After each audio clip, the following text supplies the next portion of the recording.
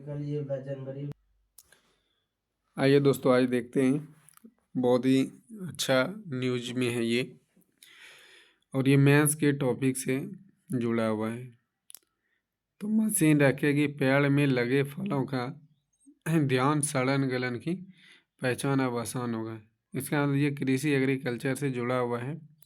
और ये काम बिहार के कृषि विश्वविद्यालय के द्वारा ये वैज्ञानिकों के द्वारा नवाचार किया जा रहा है। और उसमें एक टेक्नोलॉजी लाया गया है जो कि एआई के द्वारा, एआई आर्टिफिशियल इंटेलिजेंट, इसके द्वारा क्या हो रहा है, एक मशीन तैयार कर रहा है। और उससे ये पता चलेगा कि फल कब पकेगा और उसमें क्या कौन सी बीमारियां हैं और इसमें क्या हो सकता है, किस प्रकार से, इसके बारे में पूरी जानकारी देगी। तो एआई टेक्नोलॉजी इतना फास्ट काम कर रही है अभी वर्तमान में। तो एआई से जुड़े बहुत सारे तथ्य को भी हम लोग को देखना पड़ेगा। तो एआई का क्या भूमिका हो सकता है दैनिक जीवन में, क्या लाभ हो सकता है और क्या हानि भी हो सकता है, दोनों के बारे में हम लोग इसमें चर्चा करेंगे। तो ये जो बन रहा है तो मशीन के द्वारा, तो यानी बिहार में किसके द्वारा बना जा रहा है, बिहार कृषि विश्वविद्यालय।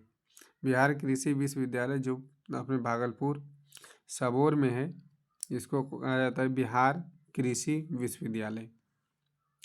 और जब ये बनेगा तो किन किन क्षेत्रों को ये ज़्यादातर लाभ पहुंचाएगा, तो ज़्यादा से ज़्यादा बिहार, उत्तर प्रदेश, मध्य प्रदेश, असम, केरल, कर्नाटक, ये सारे क्षेत्र में ज़्यादातर रिमोट सेंसिंग आधारित स्तंभ का सृजन होगा।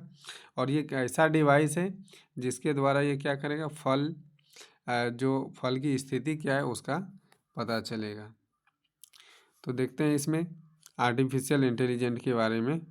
तो एआई क्या है, तो इससे संबंधित पूरा हम लोग तथ्य देखते हैं। देखिए, एआई जिसको बोलते हैं आर्टिफिशियल इंटेलिजेंट, कृत्रिम बुद्धि। तो पहले एआई होता क्या है, तो एआई का मतलब ये है कि मशीन मानव की कृत्रिम बुद्धि के रूप में सहायता करती है। और ये एक मशीन ऐसा है जो कि लर्निंग द्वारा सभी कार्य मानव को जो करता है, जो मानव करता है वो मशीन लर्निंग द्वारा वो कार्य सभी कर सकता है जो मानव करता है। तो मशीन द्वारा संभव है कि वो क्या कर सकता है, एआई से मानव कार्य को सहायता मिलेगा, जो मानव के कार्य को सहायता मिलेगा। तो एआई का यदि इसमें परिभाषा की बात करें तो एआई का तात्पर्य है मशीन मानव की कृत्रिम बुद्धि के रूप में सहायक। वह मशीन लर्निंग द्वारा सभी कार्य जो मानव करता है वह मशीन द्वारा संभव है। एआई से मानव कार्य का सहायता मिलेगा। तो एआई के संबंध में ये चीज़ था।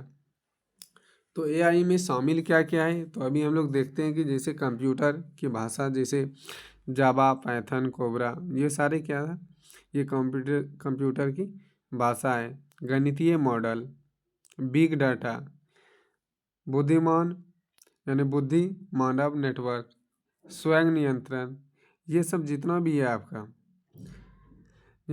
जैसे और यदि इसमें बात करें तो फेसबुक, एलेक्सा वॉइस, फेस इंजेंटिंग, ये सब जितना भी है आपका क्या है, आ, ये सब इसमें यूज किया गया है। यानी कि ये सारी चीज़ों में एआई का प्रयोग किया जा रहा है। तो एआई का प्रयोग करके ऑडियो, वीडियो, टेक्स्ट बना सकते हैं।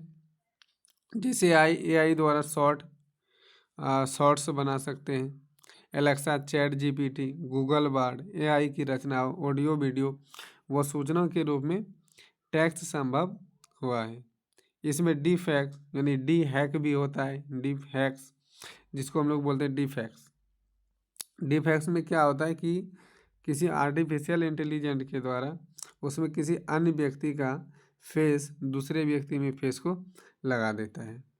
तो इस प्रकार से एआई कार्य करती है। तो इतना सारा तो कार्य ये करेगी, लेकिन साथ साथ में क्या, जैसे अभी कृषि पर बताया कि कृषि पर एआई का भी योगदान बढ़ते जा रहा है। कृषि के क्षेत्र में, अन्य क्षेत्र में, जैसे डिजिटल इंडिया के तौर पे हम लोग देख रहे हैं, तो उसमें क्या करेगा, डिजिटल इंडिया को मेकिंग इंडिया से जोड़ने का भी ये काम कौन करेगा, आपका एआई करेगा। तो इससे चुनौती क्या क्या हो सकता है, तो चुनौती के बारे में जानते हैं। तो मानव को बहुत सारे हानियाँ हो सकती है, तो कैसा कैसा हानि है तो वो देखते हैं। इससे मशीन की लत व मानसिक स्वास्थ्य पर कुप्रभाव पड़ सकता है। व्यक्ति डिजिटल पर निर्भर हो जाएगा। इससे मानव असुरक्षित होगा, जैसे साइबर क्राइम, आतंकवाद, साइबर चोरी बढ़ेगी। ये सब जो है बढ़ने की संभावना है। जैसे अभी बैंक से पैसा निकाल लिया जाता है, डीप फेक बनाकर किसी को वीडियो कॉल करके वहाँ से पैसा ट्रांसफ़र करवा लिया जाता है। तो इस प्रकार से मानसिक स्वास्थ्य पर कुप्रभाव पड़ सकता है। तो गलत सूचना का भी डर रहता है। और एआई वास्तविक सामाजिक जीवन और इमोशनल इसमें होता ही नहीं है, जिसके कारण से ये क्या कर सकता है, किसी का भी डाटा को असुरक्षित जो इसे भी हो उसको असंरक्षित करने के लिए इसमें बहुत बड़ी चुनौती होती है। बहुत सारे डेटा को निकाल लेता है और हैकिंग की इसमें काम की जाती है। तो इस प्रकार से हम लोग देखें इसका चुनौती, लेकिन इससे बचने का भी तो कुछ उपाय होगा। तो बचने का उपाय हम लोग देखते हैं। ये पूरा मेंस का एक टॉपिक है एआई संबंधित से, कि एआई हमारे दैनिक जीवन में विकास होने के तौर पर किस प्रकार से सहायक है, तो इसके बारे में लिखना है। तो सहायक कैसा है तो इसके बारे में देख रहे हैं, साथ साथ चुनौतियाँ क्या है तो इसको भी देखना है। तो इससे बचाव क्या क्या हो सकता है तो उसको जानते हैं। तो बच्चों को मोबाइल फ़ोन, गेम्स इत्यादि से दूर रखना चाहिए। सामाजिकरण को बढ़ावा, क्योंकि अभी क्या हो रहा है, ज़्यादातर बच्चे मोबाइल फ़ोन्स में लगे रहते हैं, जिसके कारण से वो समाज को देख नहीं पाता है, जिससे उसका मानसिक विकास उतना बेहतर तरीक़े से नहीं हो पाता है। वो समाज को समझने में अभी भी क्या हो रहा है, अभी वर्तमान समय में वो समाज को समझ ही नहीं पा रहा है। तो इसलिए मोबाइल फ़ोन से क्या होना चाहिए, दूर होना चाहिए, गेम वगैरह से। आई वयस्क लोग को जो है डिजिटल समझ, जो वयस्क लोग हैं उसको डिजिटल समझ बढ़ावा देना चाहिए उसको। जैसे वेबसाइट पर कुछ भी सर्च किया उसके बाद ब्राउज़र वो कैच मेमोरी को क्लियर नहीं कर पाते, तो इसको क्लियर करने के लिए उसमें क्या देना चाहिए, व्यक्ति को बताना चाहिए, इसके बारे में उसको समझ होनी चाहिए। युवा लोग जैसे कि किसी भी प्रकार के लिंक को क्लिक करते हैं और उससे बचना चाहिए, क्योंकि उसी से ज़्यादा डीप फेक अभी हो रहा है।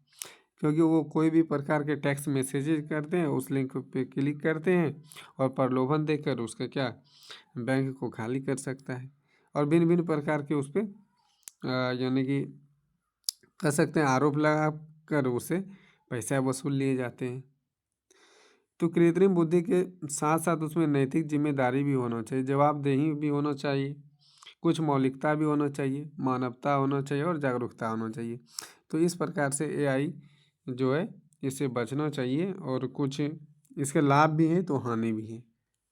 तो एआई के तौर पर हम लोग पूरा इसका कंटेंट को देखें। यदि आप लोग को इस तरह का पीडीएफ चाहिए तो आप लोग ISPCET टेलीग्राम चैनल पर जाके ज्वाइन कर लीजिए, और वहाँ पे आप लोग को ये सारा पीडीएफ मिल जाएगा। और जो भी न्यू इसमें जुड़ते हैं वो ज़रूर सब्सक्राइब कर लीजिए। पर डे इसमें करंट अफेयर्स की क्लास चलती है इस प्रकार से।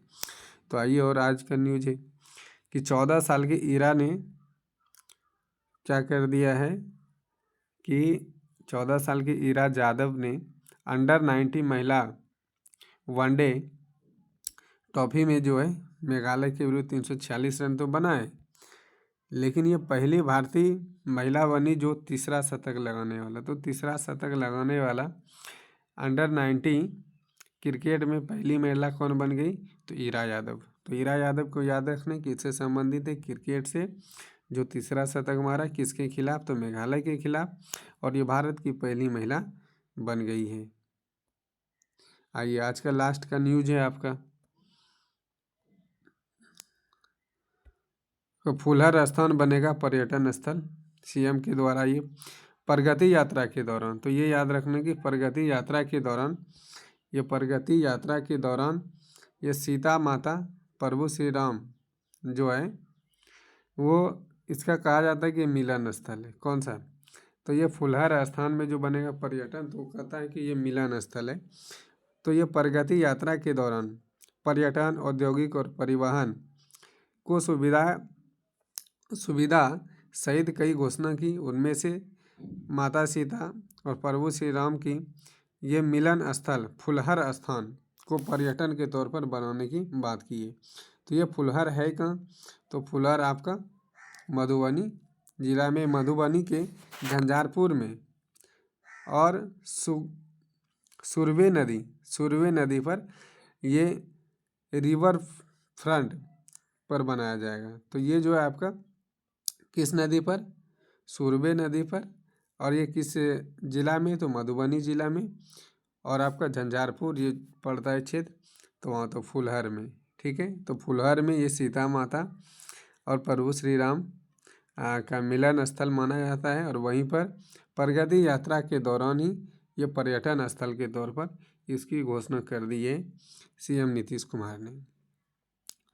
तो आप लोग बताइएगा कि सबसे ज़्यादा बिहार में केला का उत्पाद किस जिले में होता है? आप लोग ये कमेंट बॉक्स में ज़रूर लिखिएगा। तो आज के लिए इतना ही इसमें।